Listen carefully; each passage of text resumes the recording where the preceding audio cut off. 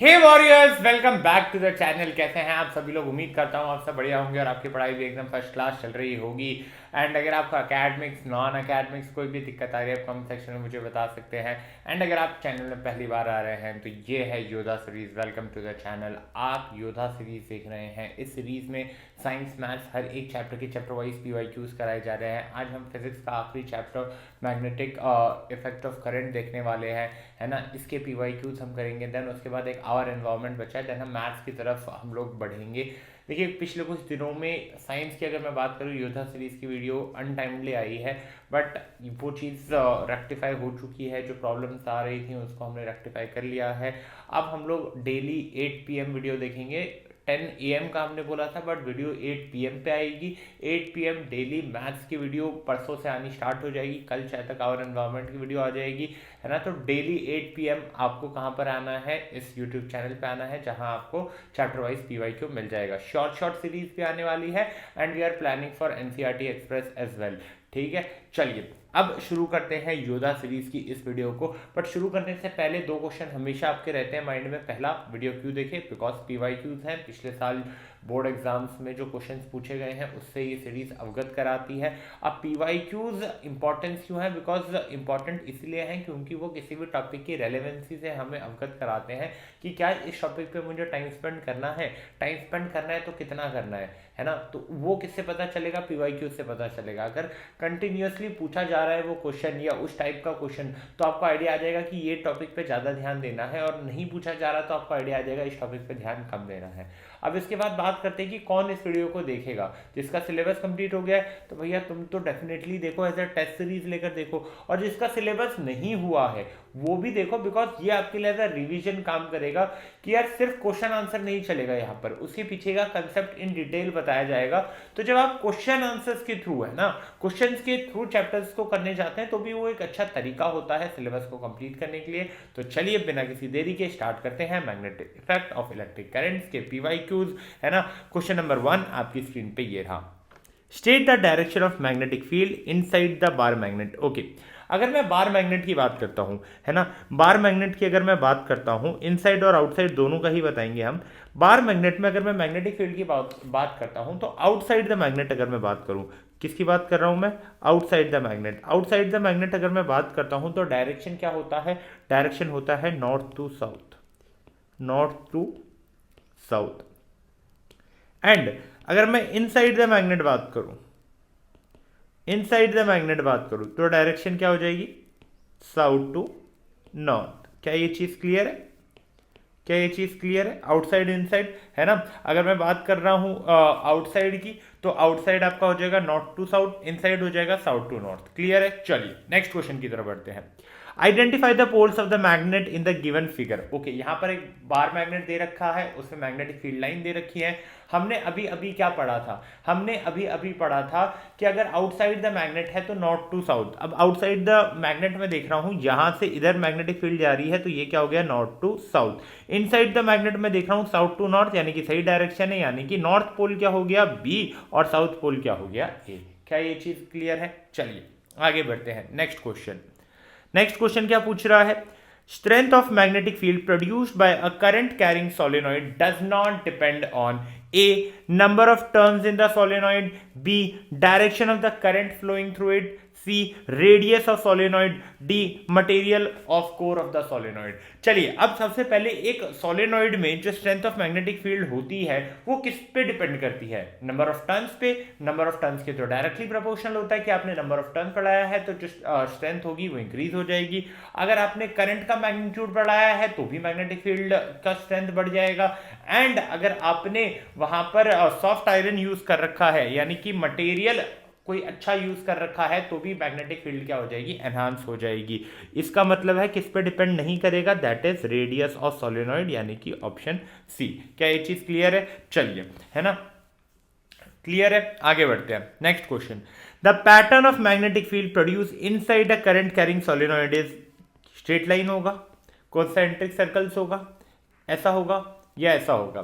तो अगर मैं बात करता हूं magnetic field inside a current carrying solenoid, तो वो मैग्नेटिक फील्ड कैसी होगी? ऐसी होगी, है ना। अगर कैसी मैं क्यों बोल रहा हूँ, क्योंकि इनसाइड द सोलिनॉइड अगर मैं बात करता हूँ तो जो मैग्नेटिक फील्ड होती है वो यूनिफॉर्म होती है ना। यूनिफॉर्म होती है, वो क्या इंडिकेट कर रहा होता है, वो ये इंडिकेट कर रहा होता है कि भैया वो जो मैग्नेटिक फील्ड लाइंस है यूनिफॉर्म का मतलब है उनके बीच में जो डिस्टेंस है वो बराबर की होगी, है ना। ये चीज क्लियर है। चलिए, अब तक हमने कितने क्वेश्चंस कर लिए हैं, हमने ये देख लिया कि यार मैग्नेटिक फील्ड लाइन की डायरेक्शन क्या होगी एक बार मैग्नेट में, है ना। सोलेनॉइड के अंदर वो मैग्नेटिक फील्ड लाइन दिखेगा कैसा, वो डायग्राम भी हमने देख लिया है। अब आगे बढ़ते हैं। Next, assertion.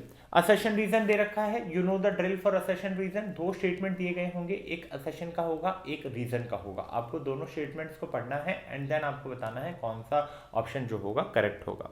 Assertion, the deflection of a compass needle placed near a current carrying wire decreases when the magnitude of an electric current in the wire is increased। यानी कि आप ये कहना चाह रहे हैं, ये स्टेटमेंट ये कहना चाह रहा है कि एक कंपास निडल में जो डिफ्लेक्शन है, अगर आप करंट कैरिंग वायर के पास रखते हैं और आप उसका करंट बढ़ाते हैं तो डिफ्लेक्शन कम हो जाता है। ओके, रीजन का स्टेटमेंट ये कह रहा है strength of the magnetic field at a point due to current carrying conductor increases on increasing the current in the conductor. थोड़ी देर पहले ही हमने पढ़ा था कि जो स्ट्रेंथ होगी मैग्नेटिक फील्ड की, है ना, किसी भी पॉइंट पे due to a current carrying conductor, अब वो मैग्नेटिक फील्ड की स्ट्रेंथ डायरेक्टली प्रोपोर्शनल होता है कितना करंट फ्लो कर रहा है। यानी कि अगर करंट इंक्रीज करोगे तो मैग्नेटिक फील्ड बढ़ेगा। रीजन का स्टेटमेंट करेक्ट है। असर्शन के स्टेटमेंट में मैग्नेटिक कंपास का जो डिफ्लेक्शन है वो बोला जा रहा है कम होगा अगर करंट बढ़ रहा है, जो कि एकदम गलत है। क्योंकि अगर आप करंट बढ़ा रहे हो तो मैग्नेटिक फील्ड बढ़ेगा, और मैग्नेटिक फील्ड बढ़ेगा तो डिफ्लेक्शन बढ़ना चाहिए। यानी कि यहाँ पर असर्शन का स्टेटमेंट जो है वो इनकरेक्ट है और रीजन का जो स्टेटमेंट है वो एकदम करेक्ट है। यानी कि असर्शन फॉल्स होगा, रीजन ट्रू होगा, ऑप्शन डी। आगे बात करेंगे। Next question, magnetic field, again assertion reason, magnetic field never intersect each other. Reason का स्टेटमेंट बोल रहा है if they intersect then at the point of intersection the compass needle would point towards two direction which is not possible. एकदम correct बात है। अगर मैं assertion के स्टेटमेंट को देखता हूं तो वो ये स्टेटमेंट हमने मैग्नेटिक फील्ड लाइंस की प्रॉपर्टी में भी पढ़ा था कि दो मैग्नेटिक फील्ड लाइंस कभी इंटरसेक्ट नहीं करती। अब इंटरसेक्ट नहीं करती, उसके पीछे का रीजन हमने क्या देखा था कि उस पॉइंट पे नॉर्थ पोल पे जो रिजल्टेंट फोर्स होगा उसकी दो डायरेक्शन हो जाएगी, जबकि हम हमेशा बोलते हैं रिजल्टेंट फोर्स की एक ही डायरेक्शन होगी। तो यहाँ पर असर्शन का स्टेटमेंट एकदम सही है और रीजन का स्टेटमेंट भी एकदम सही है, और जो रीजन का स्टेटमेंट है वो एकदम करेक्ट एक्सप्लेनेशन है असर्शन के स्टेटमेंट का। तो यहाँ पर कौन सा ऑप्शन करेक्ट हो जाएगा, यहाँ पर आपका ऑप्शन ए जो है वो करेक्ट हो जाएगा। आगे बात करते हैं नेक्स्ट क्वेश्चन की। नेक्स्ट क्वेश्चन क्या कह रहा है, नेक्स्ट क्वेश्चन ये कह रहा है the current carrying device which produces a magnetic field similar to that of bar magnet is a straight conductor, a circular loop, a solenoid, a circular coil।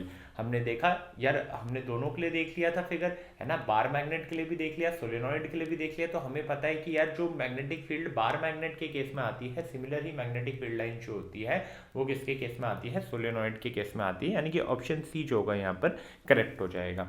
आगे बात करते हैं नेक्स्ट क्वेश्चन की तरफ। नेक्स्ट क्वेश्चन क्या कहना चाह रहा है, ओके, यहाँ पर एक डायग्राम दिया गया है, एक यूनिफॉर्म मैग्नेटिक फील्ड है। उस यूनिफॉर्म मैग्नेटिक फील्ड में आपका एक इलेक्ट्रॉन और एक पॉजिट्रॉन है। क्वेश्चन क्या कह रहा है, पहले क्वेश्चन को एक बार रीड कर लेते हैं। A uniform magnetic field exist in the plane of paper as shown in the diagram. In this field, an electron and a positron enter as shown. The electron and positron experience forces, both pointing into the plane of paper. B. Both pointing out of the plane of paper. C. Pointing into the plane of paper and out of the plane of the paper respectively. Option D. Pointing out of the plane of paper and into the plane of paper respectively। हमें बताना क्या है, हमें ये बताना है कि force की डायरेक्शन क्या होगी। अब जब भी हमें ये दिया गया है कि मैग्नेटिक फील्ड की डायरेक्शन है ना, मैग्नेटिक फील्ड की डायरेक्शन, करंट की डायरेक्शन, और उस केस में अगर मुझे फोर्स की डायरेक्शन बतानी है तो फिर आप कौन सा रूल यूज करोगे। इस केस में मैं फ्लेमिंग का लेफ्ट हैंड रूल यूज करूंगा। लेफ्ट हैंड रूल क्या कहता है कि आपको फिंगर इस तरीके से रखनी है, तो ये वाली जो फिंगर होगी आपकी इंडेक्स फिंगर वो करंट की डायरेक्शन बताएगी, फोर फिंगर आपको मैग्नेटिक फील्ड की डायरेक्शन बताएगी, और थंब आपको फोर्स का डायरेक्शन बताएगा। यहाँ पर इलेक्ट्रॉन और पॉजिट्रॉन दे रखा है। इलेक्ट्रॉन नेगेटिव चार्ज का होता है, पॉजिट्रॉन पॉजिटिव चार्ज का होता है। अब जो करंट की डायरेक्शन होगी वो पॉजिट्रॉन की डायरेक्शन में होगी, यानी कि इलेक्ट्रॉन के डायरेक्शन के अपोजिट। यानी कि मुझे ये चीज़ समझ में आ रही है कि ये जो डायरेक्शन हो जाएगी वो किसकी हो जाएगी, करंट की हो जाएगी, है ना। तो अब अगर मैं फिंगर को रखूंगा, अब आप देख रहे हो कि मुझे किस तरीके से रखना है ना। अब ये वाली जो है ये मैग्नेटिक फील्ड की डायरेक्शन में होनी चाहिए, ये करंट की डायरेक्शन में होनी चाहिए। तो जब मैं इस तरीके से रखूंगा, है ना, कि करंट की डायरेक्शन ऊपर है, मैग्नेटिक फील्ड की डायरेक्शन इस तरफ है, तो आप देख रहे हो फोर्स कहाँ आ रहा है, into the plane of paper आ रहा है। यानी कि इसका मतलब क्या हो जाएगा, है ना, इसका मतलब हो जाएगा both pointing into the plane of paper, है ना। यानी कि अगर मैं ये सिंपल सी चीज अगर आप देखोगे कि भैया मैग्नेटिक फील्ड, है ना, यूनिफॉर्म मैग्नेटिक फील्ड है, वो इस डायरेक्शन में है, करंट दोनों के लिए अपर डायरेक्शन में जाएगा, है ना, दोनों ही केसेस में करंट अपर डायरेक्शन में जाएगा, एंड फोर्स कहाँ आ रहा है, इनसाइड आ रहा है, यानी कि ऑप्शन ए जो होगा आपका करेक्ट आ जाएगा। क्लियर है। इलेक्ट्रॉन प्रोटॉन दोनों के लिए करंट का डायरेक्शन सेम है, मैग्नेटिक फील्ड का डायरेक्शन इस तरफ दिया हुआ ही है ना, तो फोर्स कहाँ आ रहा है, into the plane of paper आ रहा है। क्लियर है ये चीज। फ्लेमिंग लेफ्ट हैंड रूल को किस तरीके से यूज करना है, आपका थंब फोर्स बता रहा होगा, आपका फोर फिंगर मैग्नेटिक फील्ड का डायरेक्शन बता रहा होगा, आपका जो इंडेक्स फिंगर है वो करंट का डायरेक्शन बता रहा होगा। क्लियर है ये चीज। चलिए आगे बात करेंगे। A rectangular loop ABCD carrying a current I is situated near a straight conductor XY such that the conductor is parallel to the side AB of the loop and is in the plane of the loop. If a steady current I is stabilized in the conductor as shown, the conductor XI will be A. Remain stationary, B. Move toward the side AB of the loop, C. Move away from the side AB of the loop, और C. Rotate about its axis। यहाँ पर एक चीज समझिए कि यहाँ पर मुझे एक रेक्टेंगुलर लूप ABCD दे रखा है जिसमें करंट का डायरेक्शन होगा ऐसा, है ना, ये करंट का डायरेक्शन इस लूप में दिया हुआ है। अब उसके पास में एक XY कंडक्टर है और आप देखोगे कि जो AB में करंट का डायरेक्शन है वही XY में भी करंट का डायरेक्शन है ना।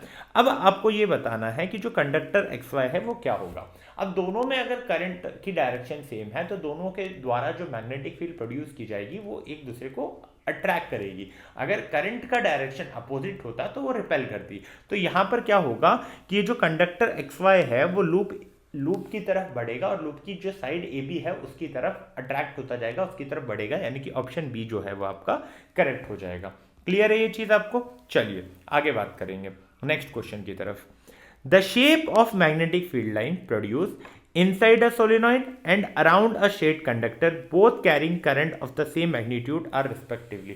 देखिए अगर मैं सोलेनॉइड के इनसाइड की बात करूंगा तो जो मैग्नेटिक फील्ड लाइंस होती है वो स्ट्रेट लाइंस होती है, यूनिफॉर्म होता है ना। और वहीं अगर मैं एक बात करूं किसकी, स्ट्रेट कंडक्टर की, तो मान लीजिए ये स्ट्रेट कंडक्टर है तो इसके अराउंड मैग्नेटिक फील्ड लाइंस कैसी होगी, ऐसे सर्कुलर कोसेंट्रिक सर्कल के फॉर्म्स में होगी।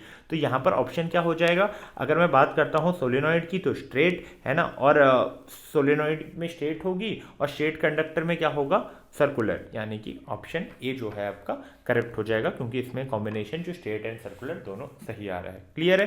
नेक्स्ट क्वेश्चन की तरफ बढ़ते हैं। अगेन असर्शन एंड रीजन है, ड्रिल आपको पता है क्या करना है। पहले एक बार असर्शन के स्टेटमेंट को समझ लेते हैं। The strength of the magnetic field produced at the centre of a current carrying circular coil increases on increases the number of turns in it.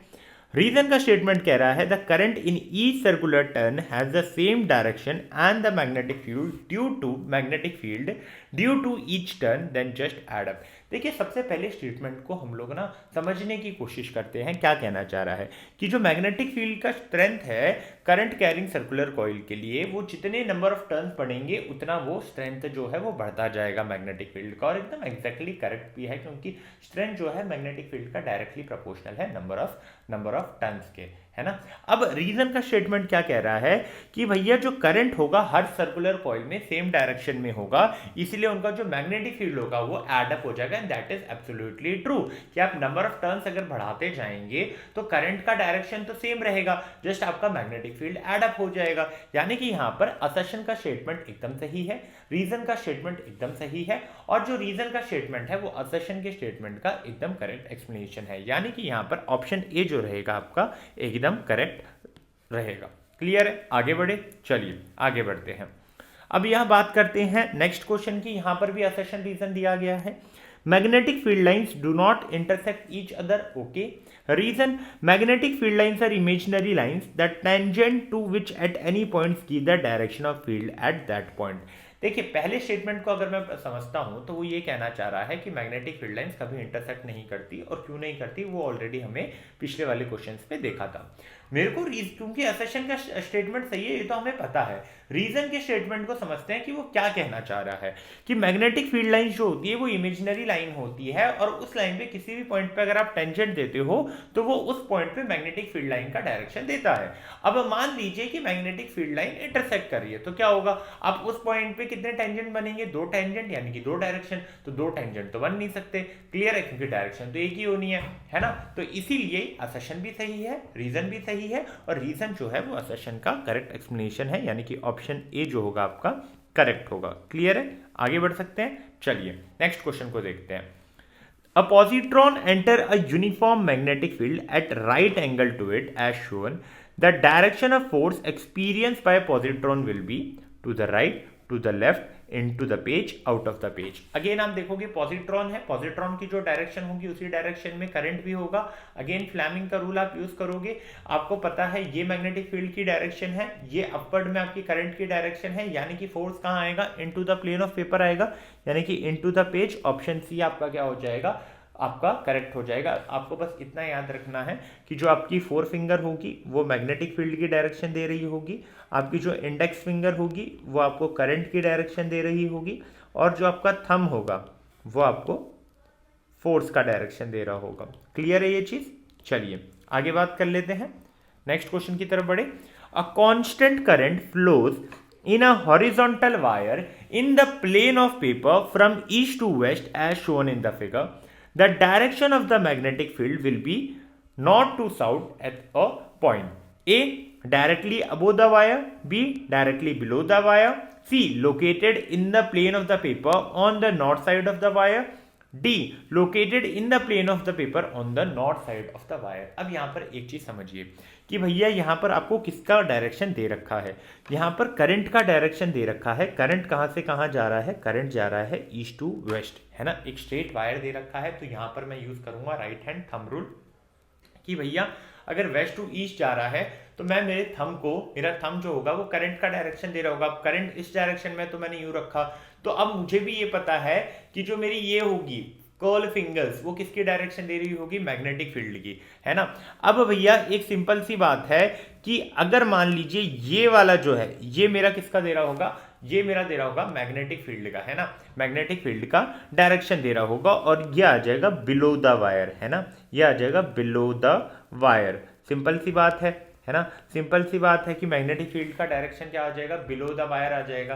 क्योंकि एक चीज आप समझिए कि भैया आपको क्या दे रखा है, direction of magnetic field will be north to south at a point, north to south बोला है। अगर भैया वो यहां से जाता तो ये क्या होता, साउथ टू नॉर्थ, है ना। हमें क्या बोला गया है, नॉर्थ से साउथ की तरफ, तो वो क्यों कहां पे होगा, बिलो द वायर होगा, यानी कि be directly below the wire. Clear है ये चीज कि भैया आपको मैग्नेटिक फील्ड बोला गया है, मैग्नेटिक फील्ड का डायरेक्शन नॉर्थ टू साउथ बोला गया है, तो नॉर्थ टू साउथ तो बिलो द वायर होगा, क्योंकि अबो द वायर क्या हो जाएगा, साउथ टू नॉर्थ। क्लियर है, चलिए आगे बढ़ेंगे। For a current in a long straight solenoid, north and south poles are created at two ends. Among the following statement, the incorrect statement is A. Magnetic field line inside the solenoids are in the form of a straight line, which indicates that the magnetic field is uniform at all points inside the solenoid. B. The strong magnetic field produced inside the solenoid can magnetize the soft iron plates inside it. C. The pattern of magnetic field associated with a current carrying solenoid is different from the pattern of magnetic field around a bar magnet. D. The north and south pole exchange position when the direction of current through the solenoid is reversed. अब एक एक करके सारे statement को देखते हैं, फिर हम लोग सिलेक्ट करेंगे कि कौन सा स्टेटमेंट जो है वो इनकरेक्ट है। अब यहाँ पर अगर आप देखेंगे पहला स्टेटमेंट कि magnetic field inside the solenoid are in the form of straight line which indicates the magnetic field is uniform, ये स्टेटमेंट एग्जैक्टली करेक्ट है। कि इनसाइड जो सोलेनोइड रहेगा मैग्नेटिक फील्ड लाइन यूनिफॉर्म रहेगी, है ना, यूनिफॉर्म लाइंस है, या मतलब डिस्टेंस सबके बीच में सेम रहेगा और स्ट्रेट लाइन रहेगी, तो ये तो करेक्ट है।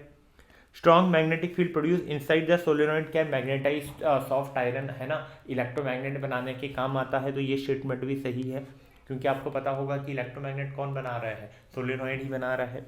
Third, the pattern of magnetic field associated with current carrying solenoid is different from the pattern of magnetic field around a bar magnet. समझ में आ गया होगा, क्योंकि पहले वाले क्वेश्चंस में देखा था कि दोनों में similar kind of magnetic field आ रही है, तो ये स्टेटमेंट जो हो जाएगा करेक्ट हो जाएगा। और ये स्टेटमेंट सही है कि अगर आप करंट का डायरेक्शन चेंज करते हो, है ना, अगर आप करंट का डायरेक्शन चेंज करते हो तो आपका मैग्नेटिक फील्ड का डायरेक्शन भी जो है वो चेंज हो जाएगा। तो यहाँ पर आपका इनकरेक्ट स्टेटमेंट कौन सा है, सी वाला। क्लियर है, आगे बढ़ सकते हैं। चलिए next, again assertion reason, the magnetic field lines around a current carrying conductor, current carrying straight wire do not intersect each other. अब तक तो याद हो चुका होगा ये स्टेटमेंट कि असर्शन वाला ये स्टेटमेंट करेक्ट है।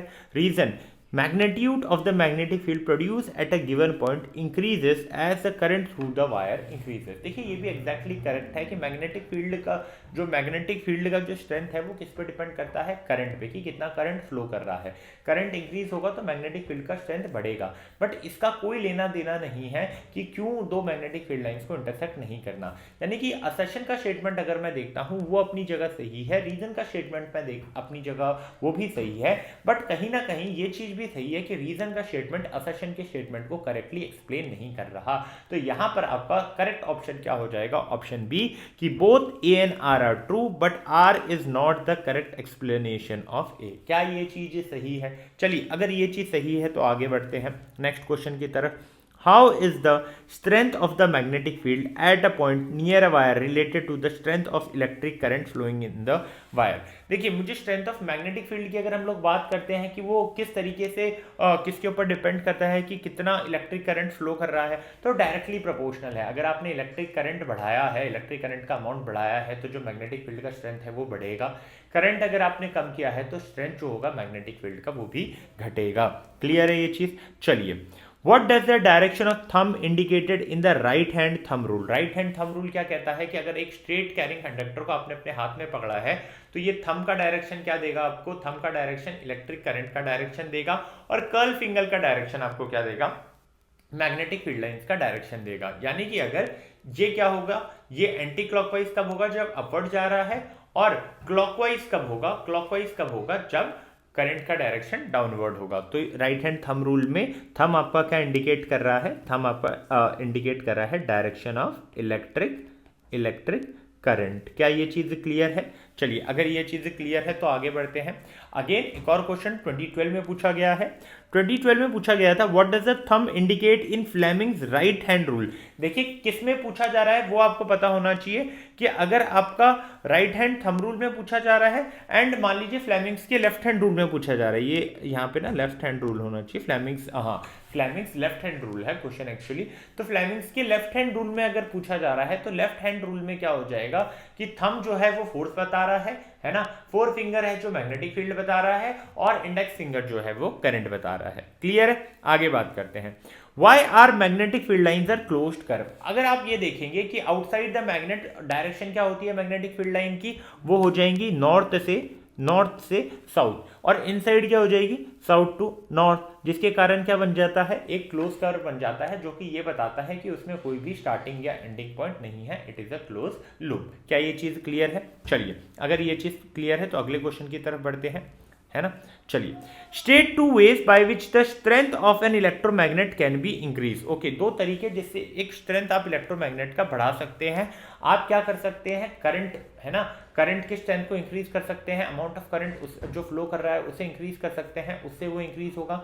नंबर 2 आप कर सकते हैं नंबर ऑफ टर्न्स बढ़ा सकते हैं। तो पहला स्ट्रेंथ ऑफ करंट को बढ़ाकर, और दूसरा नंबर ऑफ टर्न्स सोलेनोइड उसको बढ़ा के हम किसको बढ़ा सकते हैं? मैग्नेटिक फील्ड के स्ट्रेंथ को, यानी कि स्ट्रेंथ ऑफ एन इलेक्ट्रोमैग्नेट को बढ़ा सकते हैं। क्लियर है ये चीज? चलिए next question, identify the type of magnetic field represented by the magnetic field lines होना चाहिए ना कि फाइन्स होना चाहिए, lines given below, and name the type of the conductors which can produce them. Okay, इन दोनों में आपको ये कहाँ पर ये मैग्नेटिक फील्ड लाइन देखी जाती है ये आपको बताना है। अगर मैं बी की बात करता हूँ तो ये सोलेनोइड के अंदर देखी जाएगी, और अगर मैं इसकी बात करता हूँ तो ये सर्कुलर लूप में देखी जाएगी, है ना। ये वाली मैग्नेटिक फील्ड लाइन जो है वो सर्कुलर लूप में देखी जाती है, और ये जो मैग्नेटिक फील्ड लाइन है ये सोलेनोइड के अंदर देखी जाती है। क्या ये चीज क्लियर है? चलिए आगे बढ़ते हैं, नेक्स्ट क्वेश्चन की तरफ बढ़ते हैं। A compass needle is placed near a current carrying wire. State your observation for the following cases and give reason for the same in each case. Okay. Magnitude of electric current in the wire is increase. Okay, क्या होगा compass needle के deflection में? अगर आपने magnitude बढ़ाया है electric current के, यानी कि स्ट्रेंथ जो है मैग्नेटिक फील्ड की बढ़ेगी, यानी कि डिफ्लेक्शन जो है वो ऑफकोर्स सी बात है बढ़ेगा। सेकेंड पॉइंट जो है, compass needle is displace away from the wire. अगर आप वायर से दूर लेकर जाते हो कंपास को, है ना, अगर आप दूर लेके जाते हो तो कहीं ना कहीं वो स्ट्रेंथ जो है वो डिक्रीज होगी, तो डिफ्लेक्शन भी आपको कम देखने को मिलेगा। क्या ये चीज क्लियर है कि जितना अगर आप उससे दूर लेके जाओगे तो डिफ्लेक्शन जो है कम दिखेगा, क्योंकि जो स्ट्रेंथ होगा वो रिड्यूस्ड होता जाएगा। नेक्स्ट क्वेश्चन की तरफ बढ़ते हैं, है ना। What are magnetic field lines? Magnetic field lines क्या है कि अगर किसी मैग्नेटिक फील्ड में आपने एक हाइपोथेटिकल नॉर्थ पोल को रख दिया है, तो जो पाथ वो ट्रेस करेगा that is the magnetic field line, है ना। मैग्नेटिक फील्ड लाइन पे अगर आप कोई भी एक टेंजेंट बनाएंगे तो वो उस पॉइंट पे किसकी डायरेक्शन दे रहा होगा? फोर्स का, है ना। उस पॉइंट पे फोर्स का क्या डायरेक्शन होगा वो क्या बताएगा, अगर आप किसी भी पॉइंट पे टेंजेंट ड्रॉ करते हो। How is the direction of magnetic field at a point determine? अभी अभी आपको बता दिया गया टेंजेंट ड्रॉ करके। Mention few important properties of magnetic field lines. पहला कि यार ये ना क्लोज लूप बनाते हैं, और जितना क्लोज रहते हैं उतना इनकी स्ट्रेंथ ज्यादा होती है। कभी इंटरसेक्ट नहीं करते हैं, क्यों नहीं करते हैं उसका रीजन ऑलरेडी मल्टीपल टाइम्स आ चुका है, क्लियर हो चुके हैं। चलिए आगे बढ़ेंगे नेक्स्ट क्वेश्चन की तरफ। Straight right hand thumb rule बता चुका था पिछले वाले क्वेश्चन में कि अगर आप एक स्ट्रेट करंट कैरिंग कंडक्टर को पकड़ते हैं तो आपकी जो कर्ल्ड फिंगर्स रहेगी वो मैग्नेटिक फील्ड लाइन की डायरेक्शन देगी, और आपका जो थंब है वो इलेक्ट्रिक करंट का डायरेक्शन देगा। वहीं अगर फ्लेमिंग के लेफ्ट हैंड रूल की बात करते हैं, फ्लेमिंग के लेफ्ट हैंड रूल में आपका थंब जो है वो फोर्स की डायरेक्शन देगा, है ना, थर्स्ट की डायरेक्शन देगा थंब। अगर फोर फिंगर की बात करते हैं तो मैग्नेटिक फील्ड लाइन की डायरेक्शन देगा, और इंडेक्स फिंगर की बात करते हैं तो वो करंट की डायरेक्शन देगा। तो ये चीज तो जो है वो क्लियर हो चुकी है। वहीं using Fleming's left hand rule, determine the direction of force experienced by a proton which enter vertically downwards in a uniform magnetic field acting horizontally from west to east as shown in the diagram। Again ये finger तो जो रहेगी आपकी इसी direction में रहेगी, but इस time आपका जो करंट का डायरेक्शन है वो डाउनवर्ड है। अब तक जो क्वेश्चन देखे थे उसमें अपवर्ड था, बट इसमें डाउनवर्ड है ना, क्योंकि प्रोटॉन का डायरेक्शन डाउनवर्ड की डायरेक्शन में, और जो प्रोटॉन का डायरेक्शन होगा वही इलेक्ट्रिक करंट का डायरेक्शन होगा। तो ये डाउनवर्ड डायरेक्शन में आ गया। थंब क्या है? Out of the plane. तो इस केस में जो आपका मैग्नेटिक फोर्स का डायरेक्शन रहेगा वो आउट ऑफ द प्लेन रहेगा। क्लियर है? चलिए आगे बात करेंगे next question. What happen when a bundle of wires of soft iron is placed inside the coil of solenoid carrying a steady current? Name the device obtained. Why is it called so? B. Draw the magnetic field inside a current carrying solenoid. What does this pattern of magnetic field line indicate? काफी important question है। Solenoid से related जितने question आए हैं कि magnetic field line किसकी strength जो है किस पे डिपेंड करती है, करंट पे, है ना, नंबर ऑफ टर्न्स पे, नेचर ऑफ द मटेरियल पे, तो इससे रिलेटेड जितने भी क्वेश्चन आएंगे काफ़ी इंपॉर्टेंट है। आप देख रहे होंगे मल्टीपल टाइम वो क्वेश्चन रिपीट हुए हैं, एंड एक मैग्नेटिक फील्ड लाइन क्यों इंटरसेक्ट नहीं करते वो वाला भी मल्टीपल टाइम रिपीट हुआ है। चलिए अब यहाँ पर आते हैं, क्या होगा जब आप बंडल्स ऑफ सॉफ्ट आयरन को रख देंगे सोलेनॉइड के अंदर। तो जब आप उन वायर्स को रखते हैं कॉइल ऑफ सोलेनॉइड के अंदर जिसमें एक स्टेडी करंट फ्लो कर रहा होता है, तो जो उस सोलेनॉइड से मैग्नेटिक फील्ड लाइन प्रोड्यूस होती है वो उन सॉफ्ट आयरन को मैग्नेटाइज कर देती है, जिसके कारण जो मैग्नेटिक फील्ड है वो और एनहांस हो जाता है, ठीक है, और काफी स्ट्रांग हो जाता है। इससे जो डिवाइस मिलता है उसका नाम क्या होता है? इलेक्ट्रोमैग्नेट। इसे इलेक्ट्रोमैग्नेट इसलिए कहा जाता है, it is called an electromagnet because it becomes magnetic only जब इलेक्ट्रिक करंट जो है सोलेनॉइड से फ्लो करेगा। वो कब मैग्नेटिक प्रॉपर्टी शो करेगा जब इलेक्ट्रिक करंट फ्लो करेगा सोलेनोइड से, that is why it is referred as electromagnet. जैसे ही करंट को स्विच ऑफ करोगे मैग्नेटिज्म जो है वो डिसअपियर हो जाएगा। क्या ये चीज क्लियर है? चलिए अगर ये चीज क्लियर है तो आगे बढ़ते हैं, है ना। और एक और इसमें पार्ट था, बी पार्ट था, draw the magnetic field line inside a current carrying solenoid. Current carrying solenoid के इनसाइड लाइंस कैसी होंगी? पैरेलल लाइंस होंगी, है ना, पैरेलल रहेंगी। और वो पैरेलल लाइंस है वो क्या शो कर रहा है कि जो मैग्नेटिक फील्ड है वो क्या है? यूनिफॉर्म है उस पर्टिकुलर रीजन में। अगर आउटसाइड की बात करेंगे तो कैसा रहता है? क्लोज लूप रहता है, एक एंड से दूसरे एंड पे जाएगा, एक पोल से दूसरे पोल, जैसे बार मैग्नेट में जाता है ना। हमारे पास डायग्राम भी है, ये रहा, है ना। आप देख रहे होंगे inside the solenoid straight line है ऑलमोस्ट एंड यूनिफॉर्म है, ठीक है। और आउटसाइड आप देखोगे तो ये क्लोज लूप बन रहा होगा। As same as bar magnet, आप इस सोलेनोइड का अगर मैं ऐसा बार मैग्नेट देखता हूं तो आप देखोगे कि यार बाहर नॉर्थ से साउथ जा रहा है और अंदर साउथ टू नॉर्थ जा रहा है। तो बस आपको सोलेनोइड क्या होता है वो बनाना आना चाहिए। बाकी field lines of similar bar magnet की बना सकते हो, है ना। बार मैग्नेट की जगह अगर आप सोलेनोइड रखते हैं सेम चीज है ना। बाहर की जो मैग्नेटिक फील्ड लाइन है वो तो दोनों के केस में सिमिलर है। नेक्स्ट क्वेश्चन की तरफ बढ़ते हैं।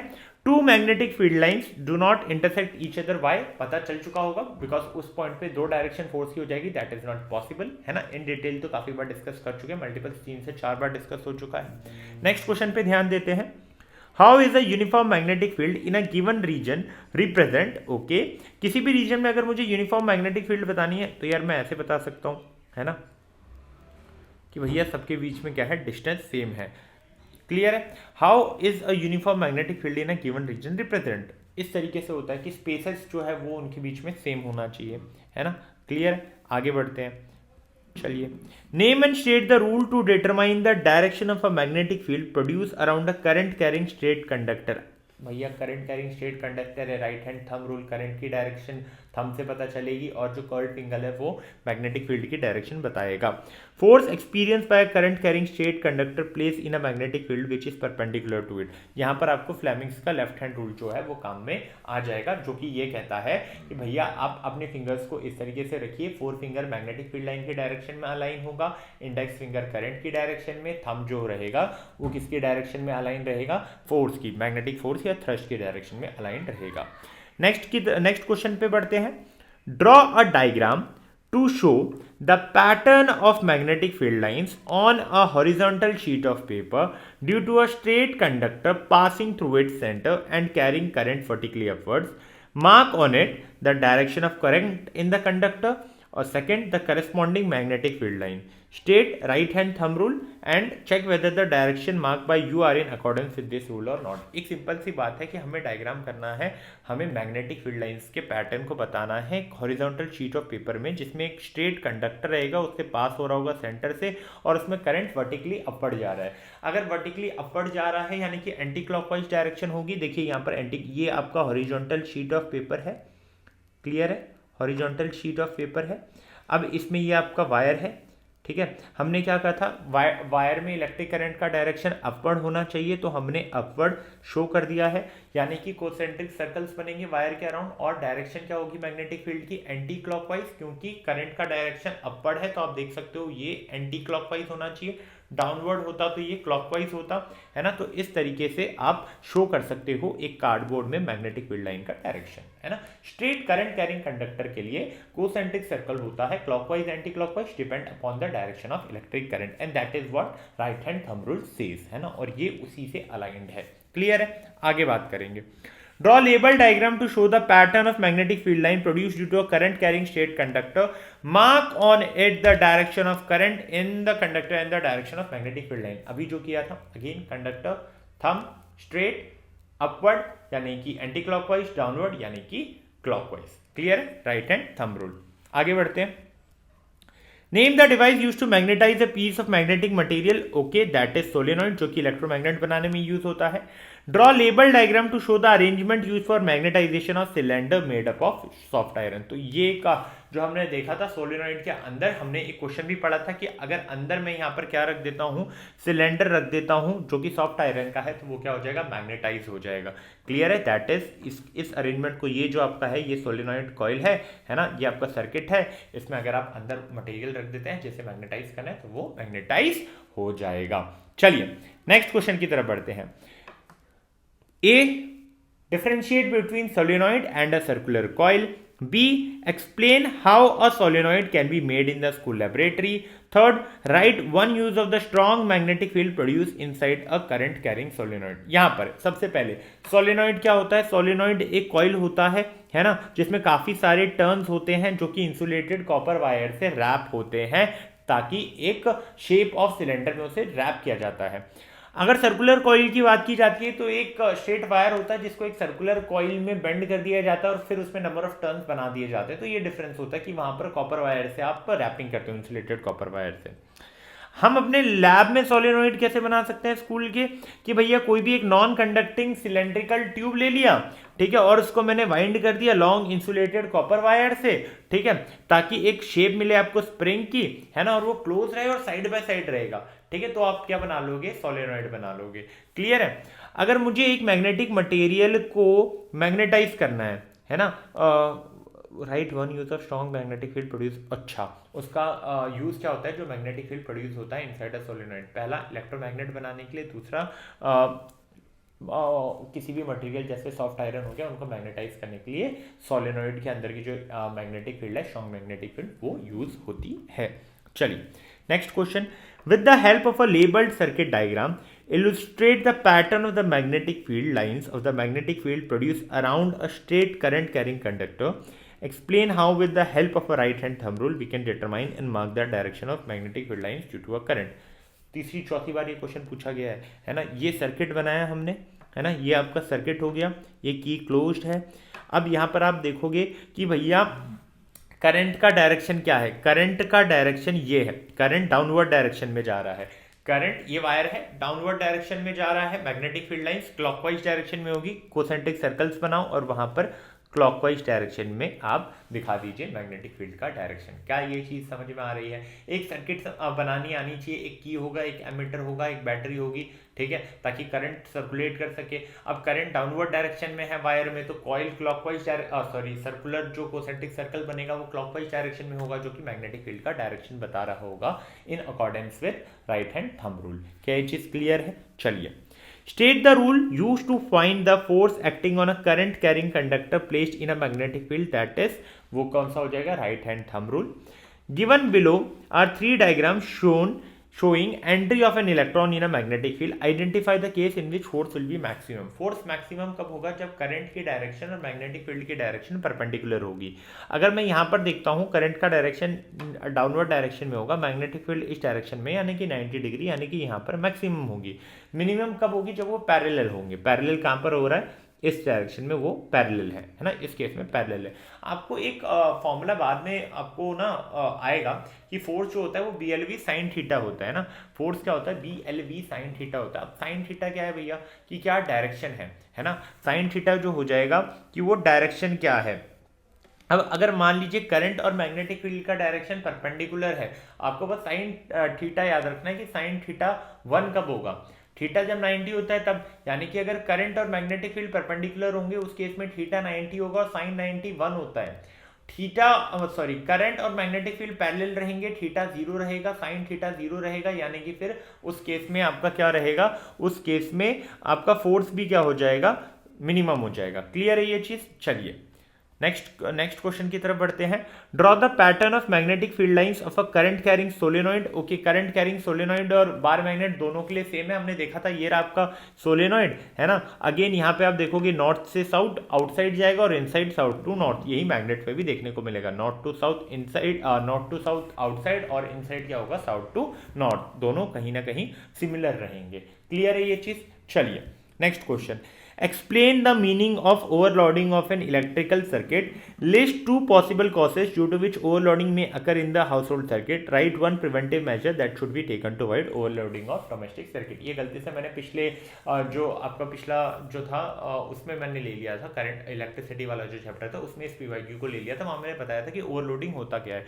ओवरलोडिंग मतलब यानी कि एक सर्किट में जब बहुत ज़्यादा रिक्वायर्ड जितना वो झेल सकता है उससे ज़्यादा अगर करंट फ्लो कर रहा है, देन हम कह सकते हैं कि यहाँ पर ओवरलोडिंग हुई है, यानी कि अपनी कैपेसिटी से ज़्यादा करंट उसमें है।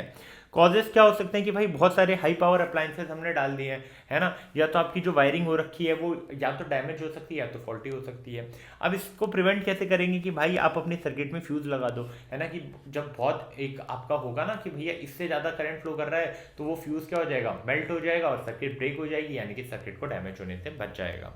तो यहाँ पर हमारा जो ये सेशन है वो समाप्त होता है। इस सेशन में हमने मैग्नेटिक फील्ड लाइन के जितने भी प्रीवियस ईयर्स क्वेश्चन थे इंपॉर्टेंट उन्हें कवर किया है, काफ़ी सारे पीवाईक्यूज को किया है, समथिंग अराउंड 30 to 40 किए हैं। तो कहीं ना कहीं आपको आइडिया आ चुका होगा क्या इंपॉर्टेंट है ना। अगर मैं प्रायोरिटी डिसाइड करता हूँ तो सोलिनॉइड और मैग्नेटिक फील्ड लाइन की प्रॉपर्टीज बहुत ज़्यादा इंपॉर्टेंट है। इसके बाद एक और चीज़ इंपॉर्टेंट है, right hand thumb rule and left hand rule, Fleming's left hand rule. तो ये कुछ इंपॉर्टेंट टॉपिक्स है, अगर जिसमें आप अपना कंसंट्रेशन और अपना पकड़ बनाओगे, है ना, कंसंट्रेशन बढ़ाओ पढ़ते टाइम, तो आपकी जो पकड़ है उस पर्टिकुलर चैप्टर पे वो बहुत बढ़ जाएगी। उम्मीद करता हूँ आपको सेशन पसंद आया होगा। सेशन पसंद आया तो सेशन को लाइक कर दीजिएगा, वीडियो को सेशन को लाइक कर दीजिएगा, वीडियो को तो लाइक कर ही दोगे, है ना, और यार चैनल को